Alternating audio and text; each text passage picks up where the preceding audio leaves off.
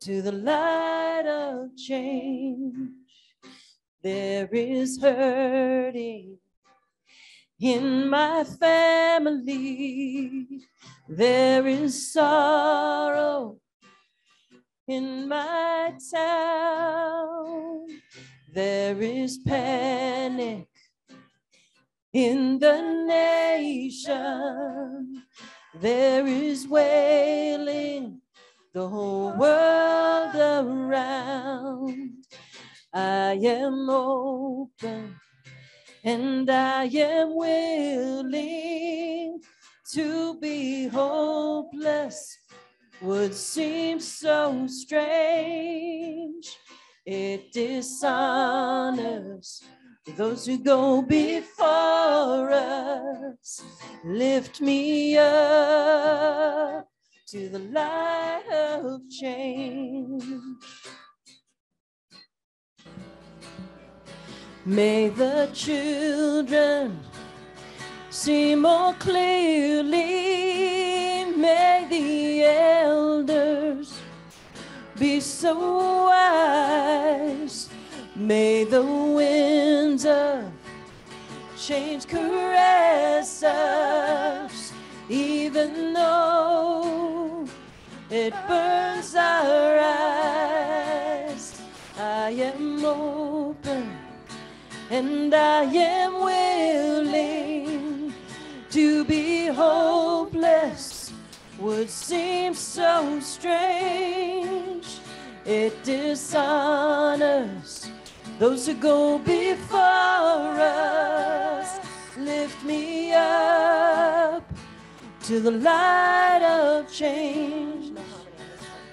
Give me a mighty yoke to hold my confusion. Give me a desert to hold my fears. Give me a sunset to hold my wonder. Give me an ocean to hold my tears. I am open and I am willing to be hopeless. Would seem so strange. It dishonors those who go before us. Lift me up to the light of change.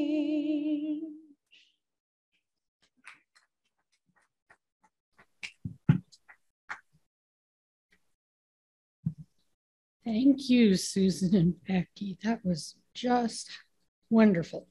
Appreciate that a lot. Good morning. I don't have gum in my mouth anymore, Edna. She keeps an eye on me all the time. It's just funny that way. Anyway, good morning. I'm Kelsey Wilkes. I am your very tired worship associate. And we have very tired people in the back as well, because we were here all day yesterday and cleaning up last night, and we're back. So we are thrilled to have you here. I love when we have guest musicians who bring folk with them, who we hope will come back again. We had a great service dinner last night. It was really awesome.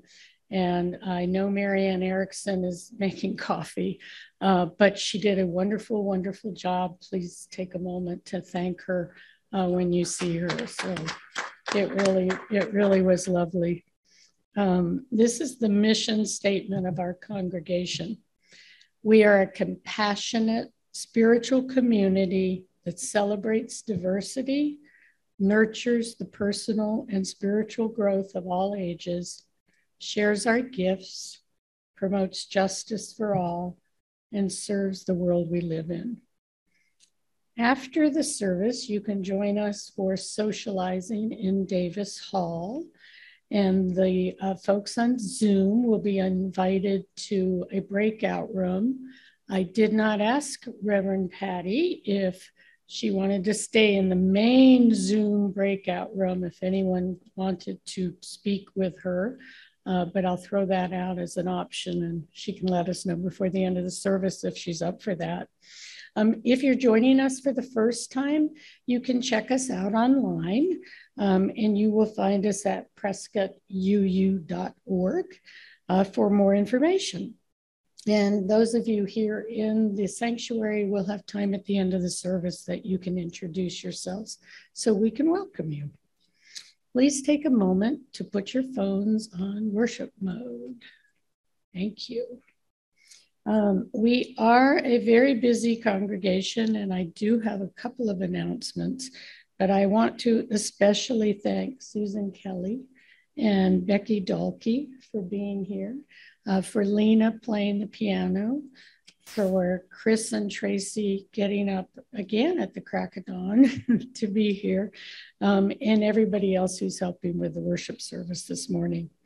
After our service in Davis Hall, which is across the way, when we're having coffee, we will also have some silent auction sheets available for events and parties that did not totally sell out. So please take a moment to look at some of the things that you can do with some of our congregants.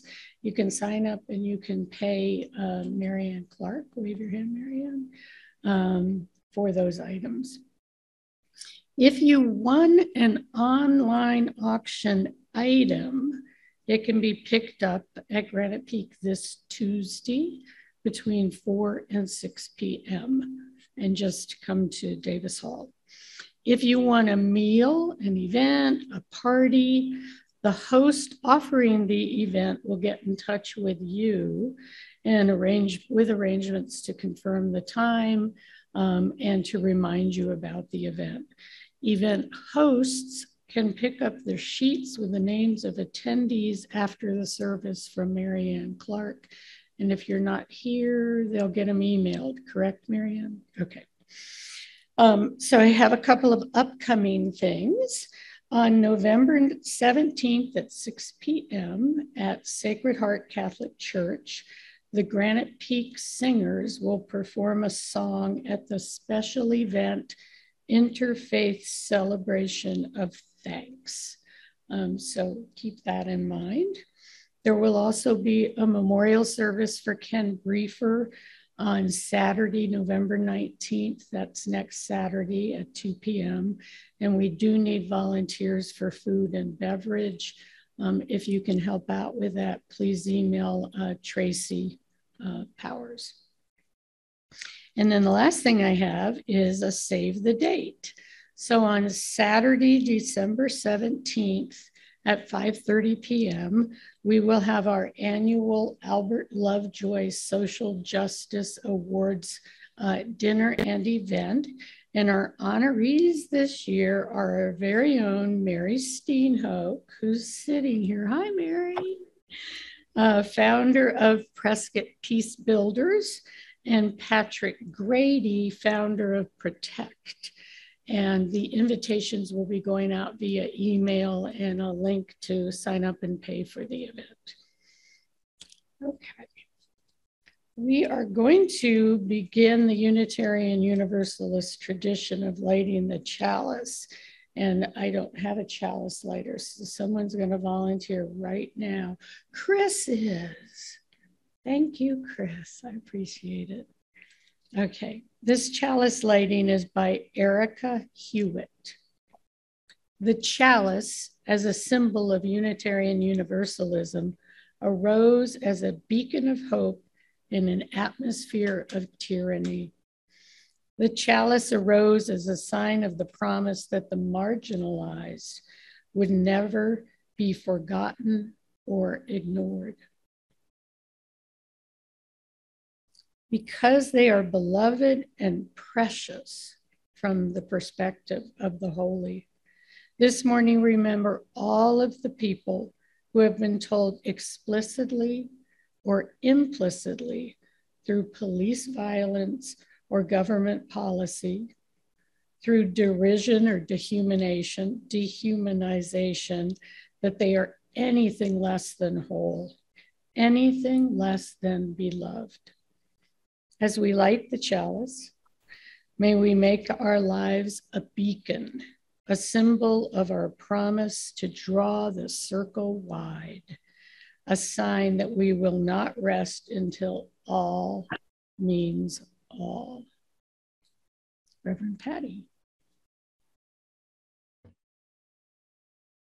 Good morning, everyone. It feels quite familiar to gather with you from my home as we did for 2 years. I am testing negative and my symptoms are getting a little not so bad. And Mary Lou began to test positive and her symptoms are getting worse. And when I told this to my lunch with the minister crowd, they all encouraged me not to come to the sanctuary and have you feel as if I was going to infect you. So I welcome you here from my home, and I might have to get up because when Louis hears my voice, he wants desperately to come into my study. This has been a roller coaster week, hasn't it? And I'm enjoying talking with all of you on Zoom. I can see it's wonderful to be able to see all of you. I hope all of you voted. I think you probably did. Don't tell me if you didn't. And I am grateful to those of you like Charlotte Skews and Karen Hagberg who worked with the system collecting ballots. And for those of you who watched the polls. And now in this sacred place, as we speak of reconciliation with the indigenous people of this continent, let us gather our hearts in a Lakota prayer. Wakantanka, great mystery, teach me how to trust my heart, my mind, my intuition, my inner knowing, the senses of my body, the blessings of my spirit. Teach me to trust these things so that I may enter my sacred space and love beyond my fear, and thus walk in balance with the passing of each glorious sun. Let us all rise in body or spirit and sing together, morning has come.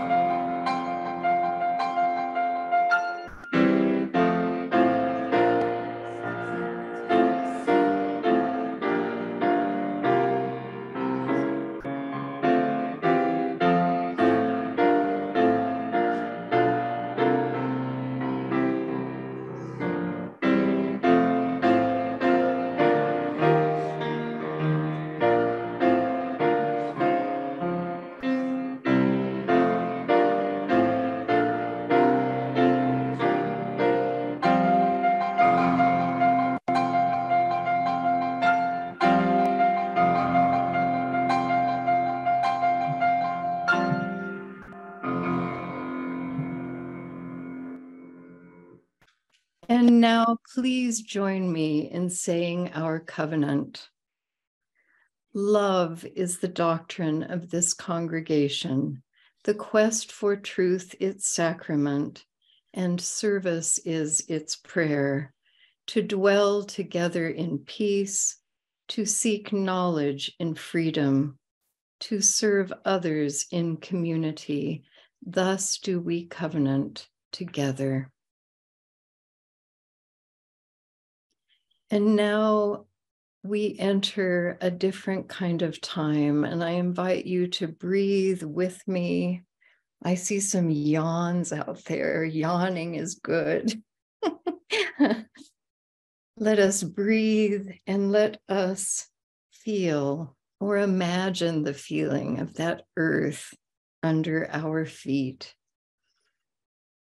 As we continue to breathe, let us extend our imagination upward into the sky and see in our mind's eye that peachy moon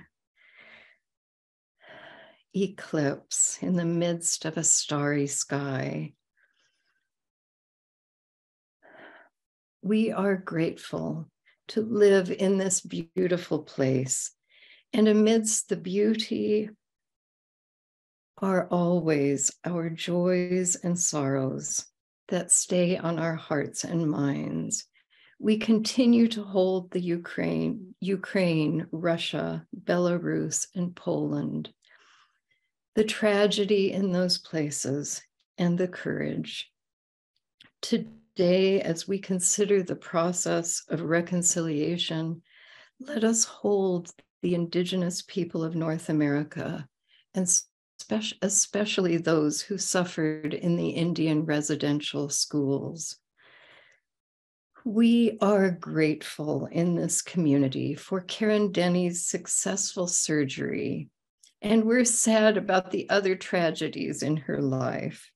We have joy, and those of you who are on Facebook, feel it extremely, that Rhea Batterman has finally tested negative and is able to leave her room on the cruise and enjoy her last week. Yay, Rhea. We hold Martha Morgan and her family, who are the chosen family of Ken Briefer and who are mourning his death, as are many in our community. Let us hold Sharon Watt, who is awaiting cardiac surgery on November 22nd, and joy that Bronwyn Butterfield and Warren Miller, like us, are healing from COVID.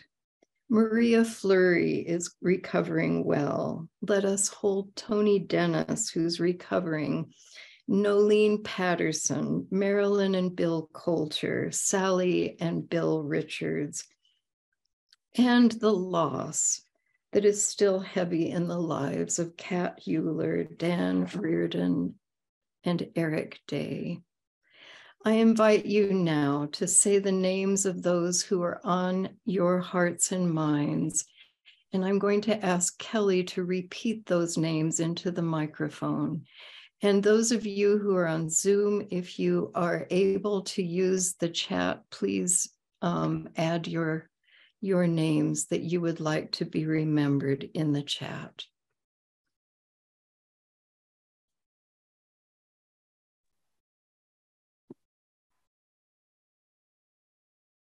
Should we do the stones in the bowl?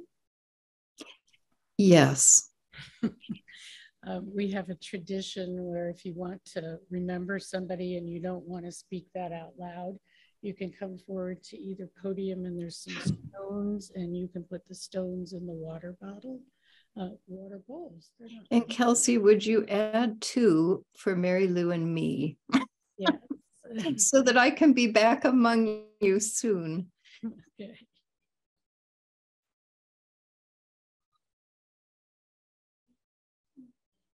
Tefra, would you like to add yourself? Okay. Oh, Tefra has COVID too. How is Ron? He's okay so far. Okay.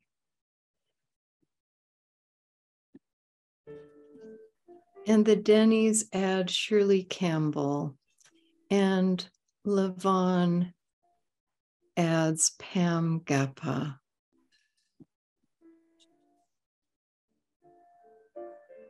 Let us add for them.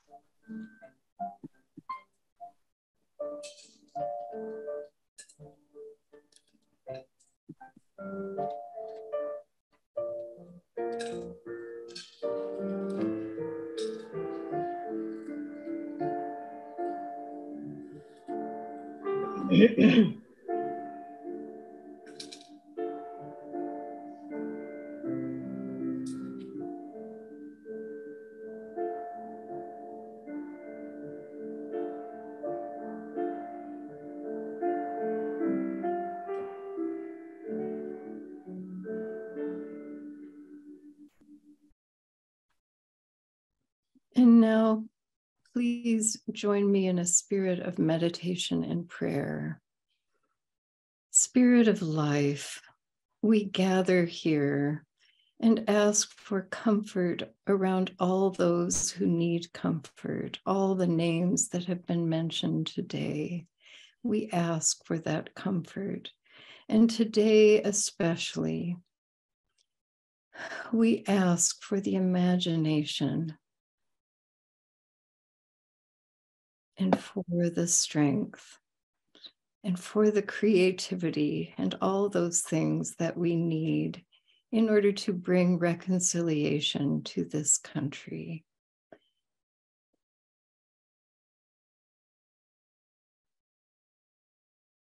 We say these things in your many names. Amen. And now let us sing together, walking, walking with you.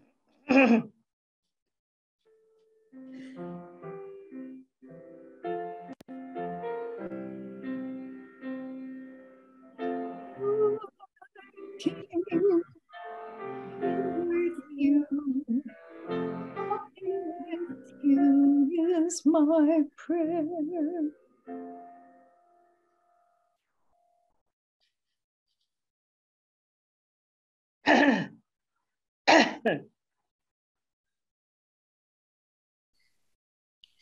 As we prepare to take the offering this morning, let us embrace the feeling of connection and community that we have when we gather here each week.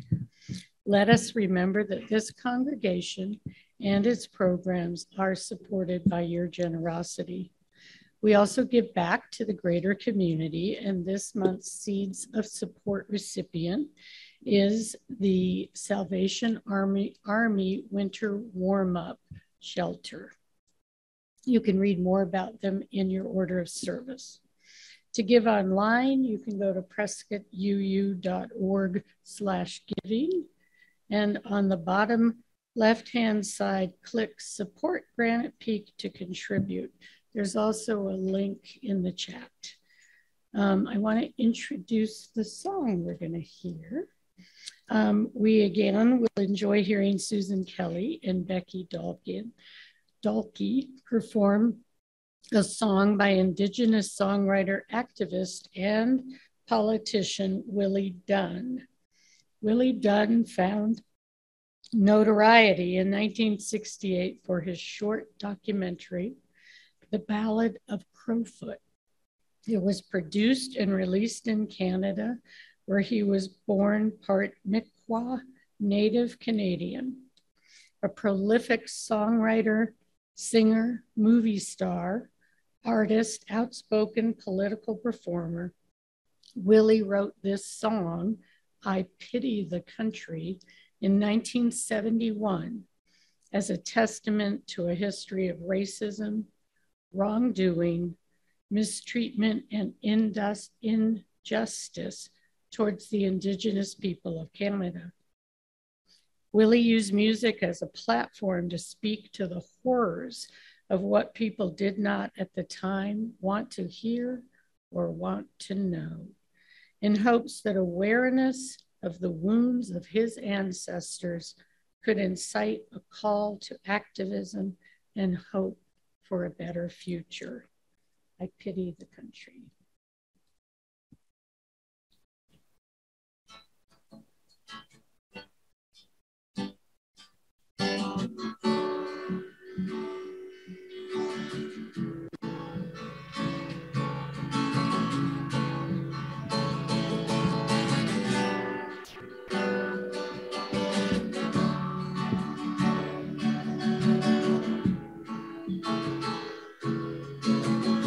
I pity the country, I pity the state, and the mind of a man who thrives on hate. Smaller the lives of cheats and of liars, of bigoted news press, fascist town criers. Deception annoys me, deception destroys me. The Bill of Rights throws me, jails they all know me. Frustrated our churchmen, the saving of soul men, the tinker, the tailor, the colonial governor. They pull and they pull me, they're seeking to draw me away from the roundness of the life.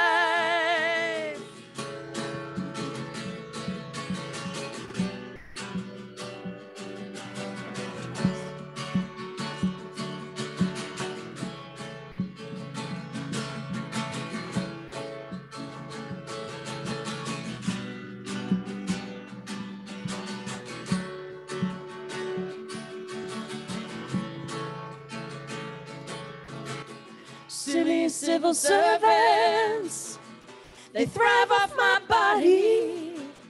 Their drippings with power, back bacon and welfare.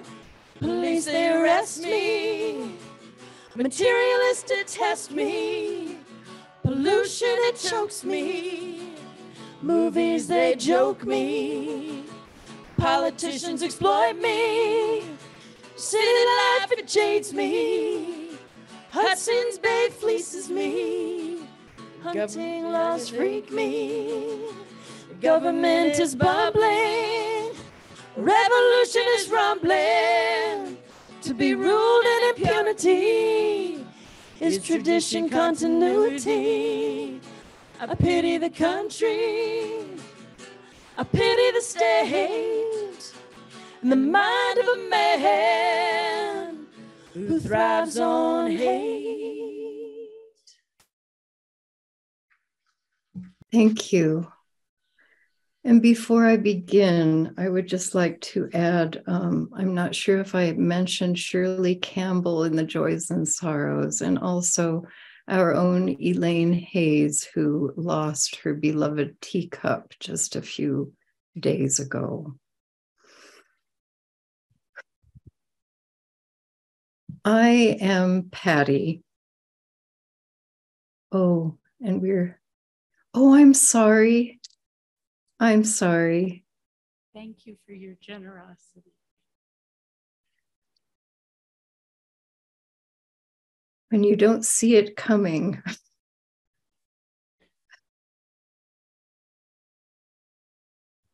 I will begin again, as we all need to do often during these times.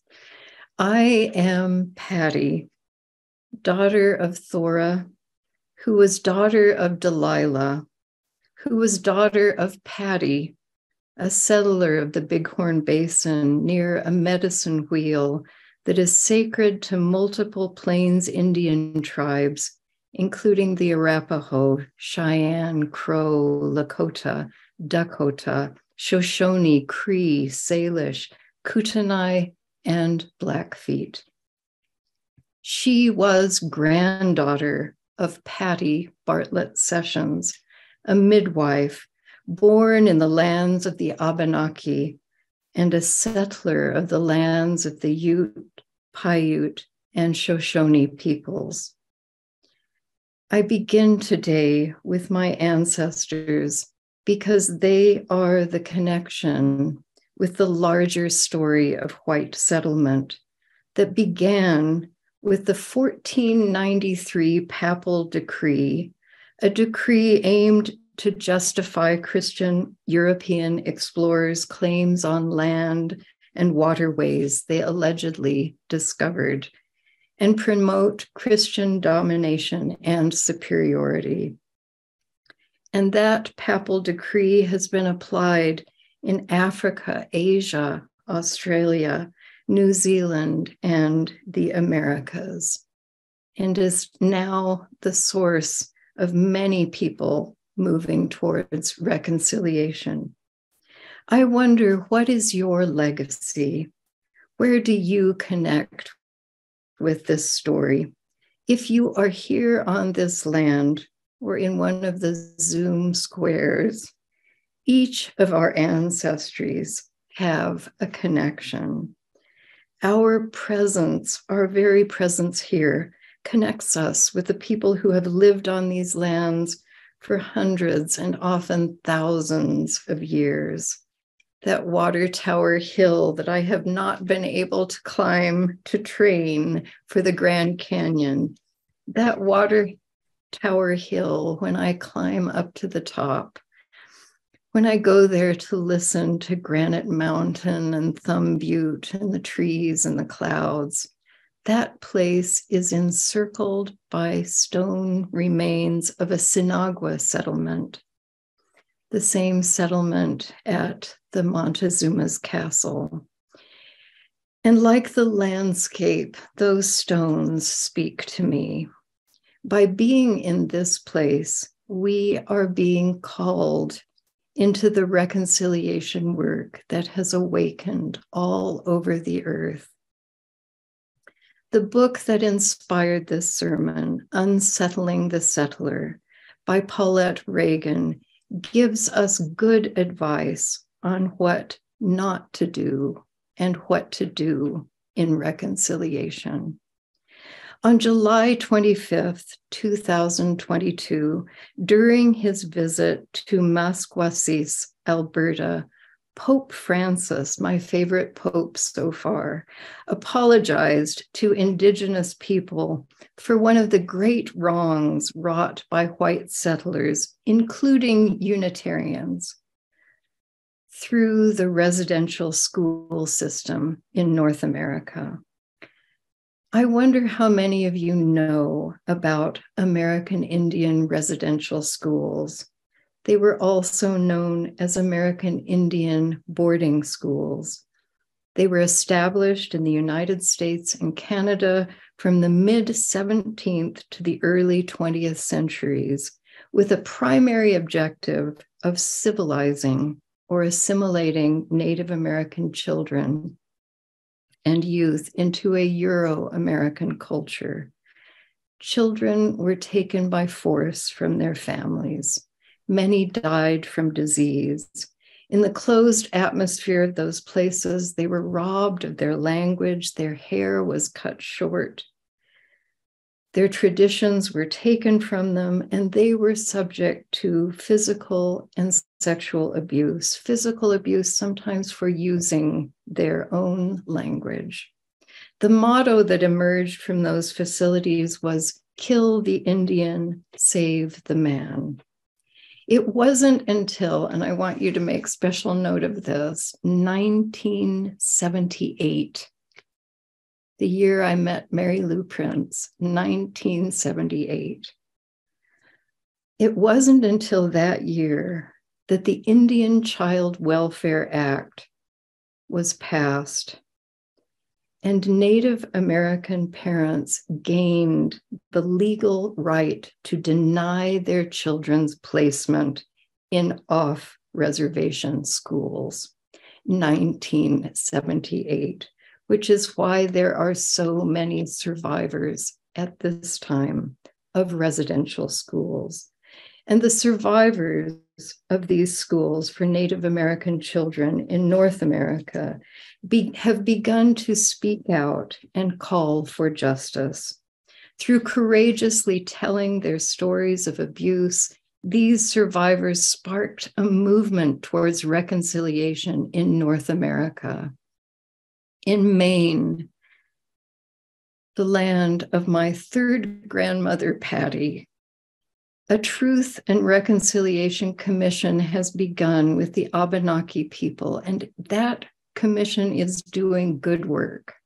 I'd love to show a documentary about their work sometime in our sanctuary. In the book, Unsettling the Settler, we hear the story of Canada, how they responded to those voices in a project that sounded so promising, Truth and Reconciliation Commission of Canada. At first, many mistakes were made, mistakes that we can learn from.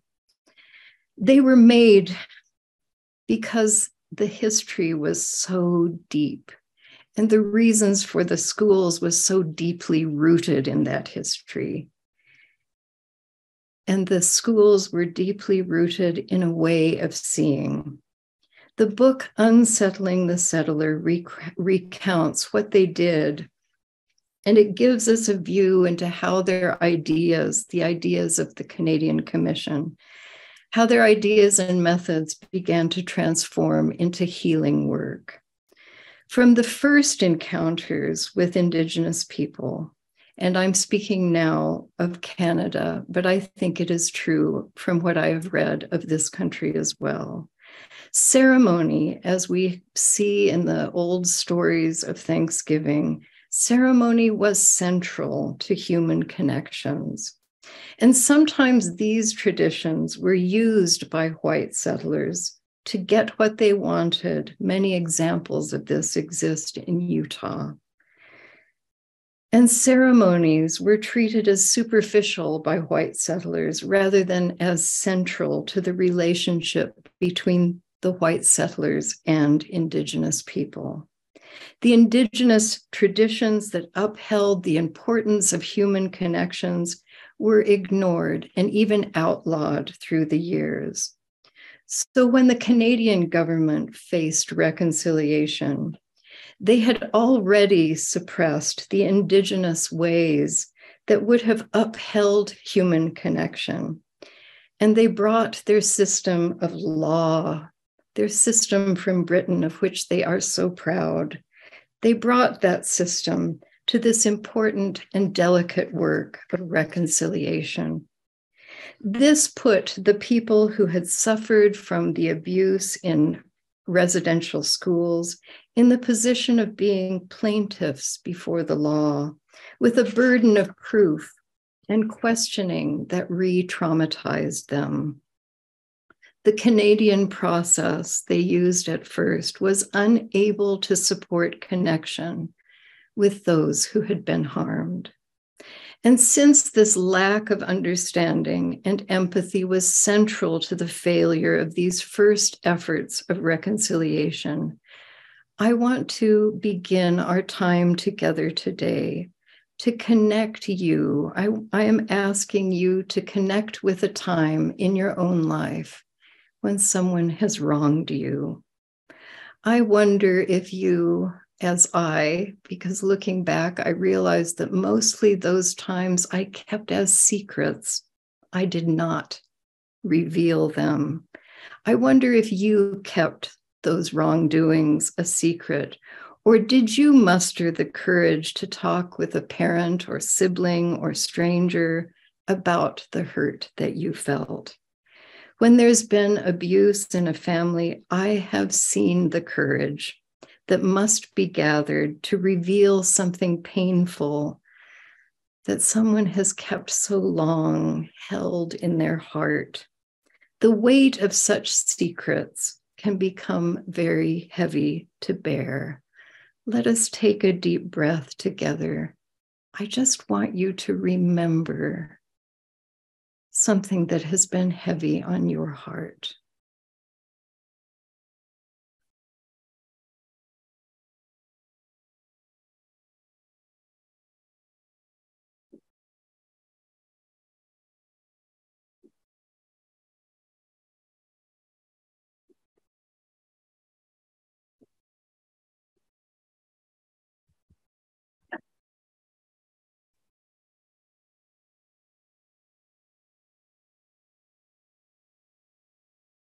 As you hold whatever that is heavy on your heart, I would like to invite you into a reading. It's a reading that I wrote when something was very heavy on my heart and I wanted to be free. It is called Forgiveness and Stones.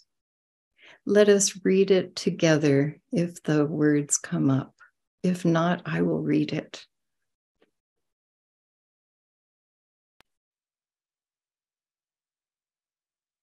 In our lives, people sometimes do us wrong. They betray us, hurt us, and do not hold our humanity sacred. Their unkindness can lie heavy on our hearts. How can we lift this burden that can feel like the weight of stones? Wounded, we cry for justice. Scarred, we remember each hurt and betrayal. How can we lift this burden that can feel like stones on our heart?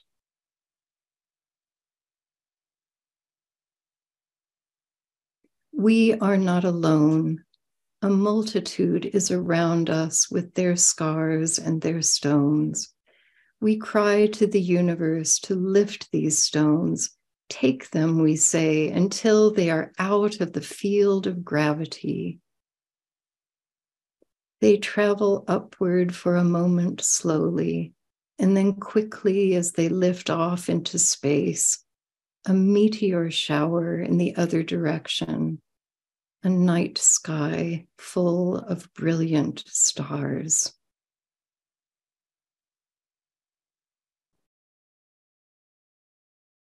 And now I am asking you to take another deep breath. The empathy I hope that this reading brought you to, the empathy for the difficulty of speaking about a wrongdoing is a first step. And we must go beyond this in this work of reconciliation. The author quotes Jones and Jenkins in Rethinking Collaboration about how to go beyond empathy in our listening.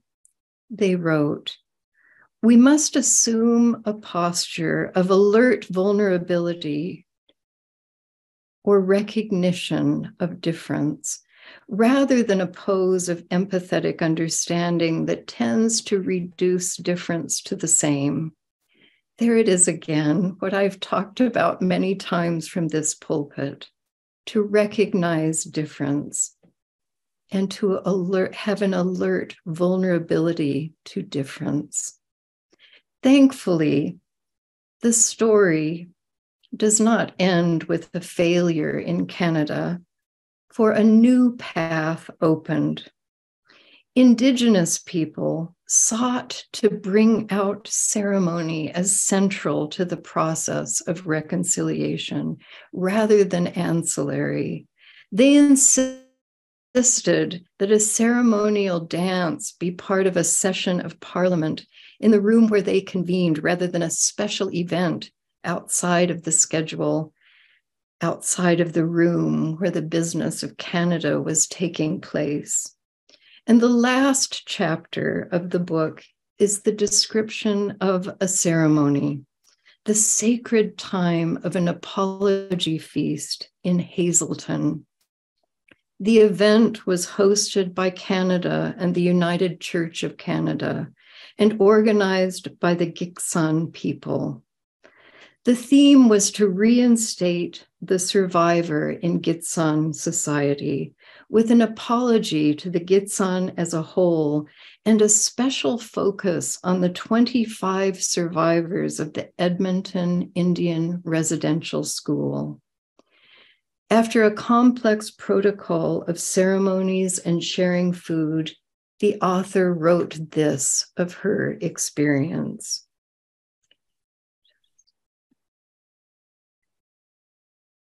As the time drew near for the Hazelton survivors to be formally returned to their nation, I thought about all they had been through to get to this moment and how much it meant to them to finally be given their rightful place in Gitsan society.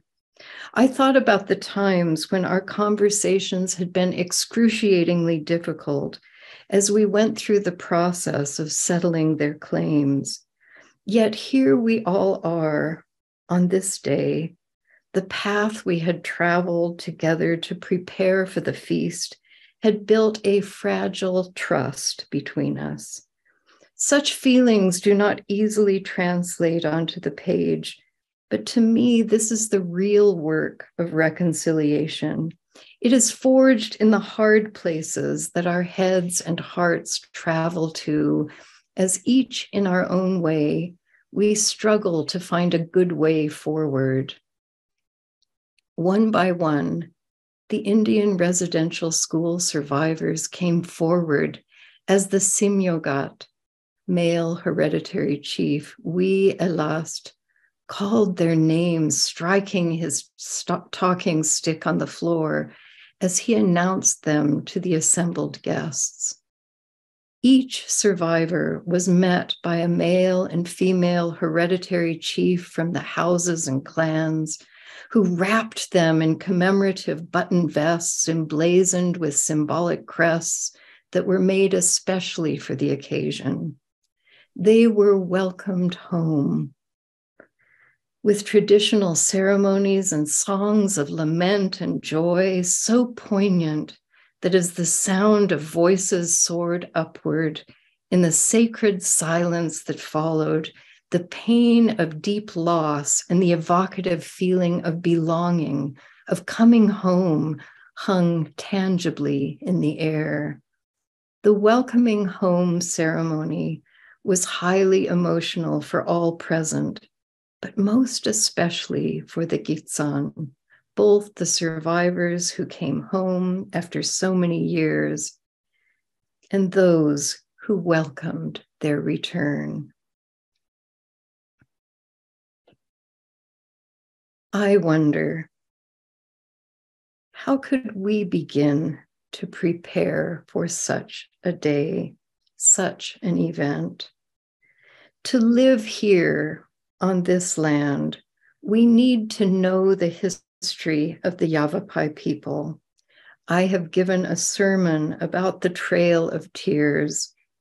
We need to know what happened in March of 1875, when the US Army forced 1,400 Yavapai men, women, and children to make a 180-mile march from the Verde Valley, where they lived on desirable farmland, to the San Carlos Apache lands to the south. More than 115 people died in that march, swept away by flooding or perishing in the snowy mountains, including the elderly, the sick, the pregnant. To live here on these lands, we need to know the Yavapai creation story at Montezuma's Well and about the massacre at a place called Skeleton Cave. In my next newsletter, I will put links to 3 history books that you need to read. We can also prepare by getting proximate with reconciliation, by doing it ourselves, by asking for forgiveness and telling people about our hurts. Practicing reconciliation in our own lives prepares us to practice it as a county or as a nation, as a neighborhood. Get proximate with deeply listening to neighbors and friends. Practice that alert vulnerability to or recognition of difference. Look at the people around you from an unfamiliar place of not knowing. Allow yourself to feel unsettled. I believe that in all of this, we as individuals and as a nation will find that road to reconciliation at last. And through that unsettling process, I believe we will open a path to fragile trust. Let us, as a community, envision a ceremony such as the one in Hazleton, through which we are witnesses and participants in this sacred work of reconciliation. And may we not be discouraged when mistakes are made, but may we listen, may we watch for new ways.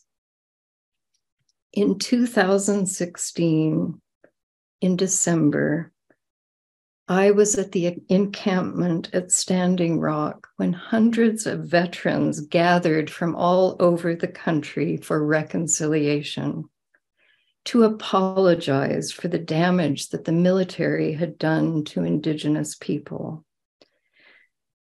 When veterans came and apologized for, among other things, the murders of Sitting Bull and Crazy Horse, elders at Ocheti Shakuin, they listened to those veterans and they gave forgiveness. We will forgive, they said, but we will not forget. I will always remember the rejoicing and tears of that day. I believe that if we seek it, we will find a place for us in this work of reconciliation. It is my hope that we will find ways separately and together to experience what I experienced at Standing Rock when heavy stones were lifted from hearts until they are out of the field of gravity. They travel upward for a moment slowly, and then quickly as they lift off into space, a meteor shower in the other direction, a night sky full of brilliant stars. Amen, and may it be so. And I invite us now to rise or sit where we are, rise in body or spirit, and let us sing together, "There's a river flowing in my soul."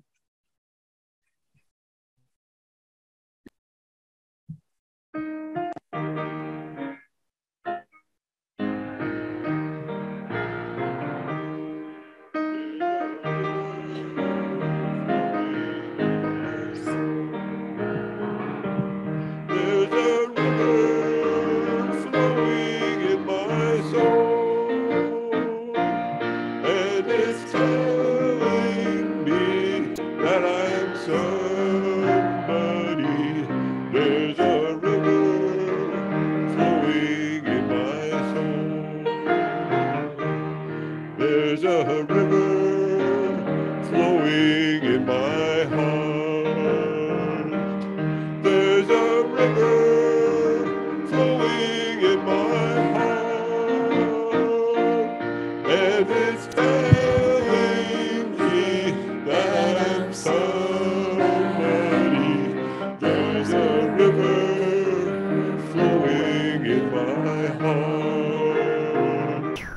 There's a river flowing in my mind. There's a river flowing in my mind, and it's telling me that I'm somebody.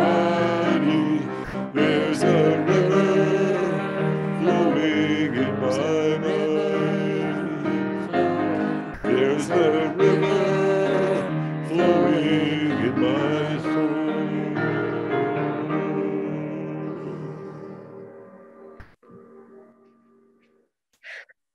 Thank you. I close with the words of Wilma Pearl Mankiller, a Cherokee Nation activist, social worker, community developer, and the first woman elected to serve as principal chief of the Cherokee Nation. She said, "The secret of our success is that we never, never give up." let us listen to our postlude, Resilience by Rising Appalachia, sung by Susan Kelly and Becky Dalkey. Okay, everybody. So there's going to be a part in the middle of the song where I'm going to ask for participation. The song's pretty upbeat and energetic, so feel free to stand and dance and do a little ceremony of your own while we're playing. We'd really invite that.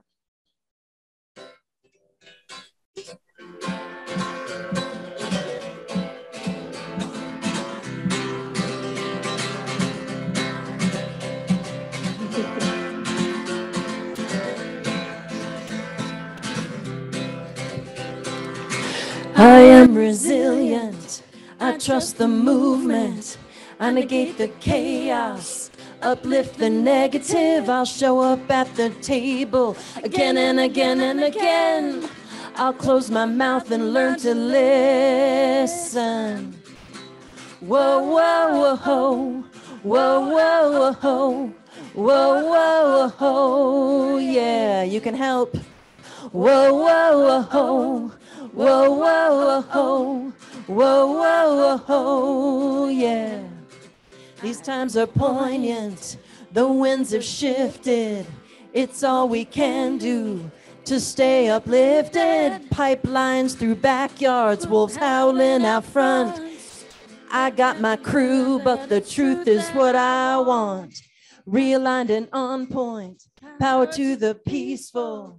Prayers to the waters, women at the center, all vessels open to give and receive. Let's see the system brought down to its knees. Whoa, whoa, whoa, whoa, whoa, whoa, whoa, whoa, whoa, yeah. Whoa, whoa, whoa, whoa, whoa, whoa, whoa, whoa, whoa, yeah. I'm made of thunder, I'm made of lightning, I'm made of dirt, yeah, made of the fine things. My father taught me that I'm a speck of dust. This world was made for me, so let's go out and try our luck. I got my roots down, down, down, down, down, down, down, down, down deep. I got my roots down, down, down, down, down, down, down, down, down, down, down deep. What are we doing here? What has been done? What you gonna do about it when the world comes undone? My voice feels tiny and I'm sure so does yours. Put us all together, make a mighty roar.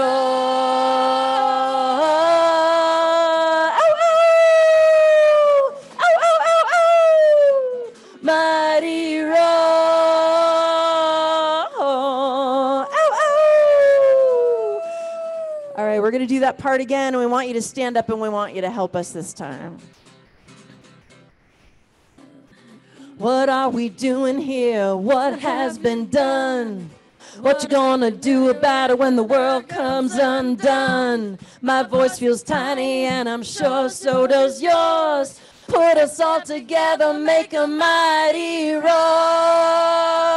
ow, ow, ow, ow. Make a mighty roar. Ow, ow. Nice.